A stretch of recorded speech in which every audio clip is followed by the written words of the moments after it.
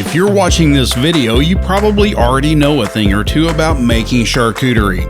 We're talking, of course, about Soppressata, prosciutto, capicola, summer sausage, and of course, pepperoni. Until now, where you live has played an important part in being able to recreate these favorites. The Sausage Maker Dry Curing Cabinet is here to level the playing field. Whether you're in Florida, California, Texas, or Alaska, you too can now dry cure some amazing meat products in your own home, regardless of the climate. An LCD capacitive touch control panel lets you dial in exactly the settings you'd like. Temperatures can range from 41 degrees to 99 degrees Fahrenheit. The relative humidity can be adjusted from 40% to 90% depending on your needs.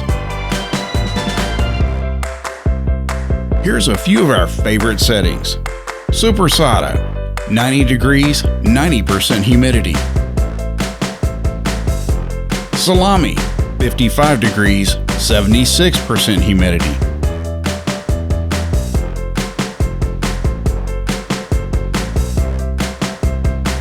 Dry aged meats, 41 degrees, 65% humidity.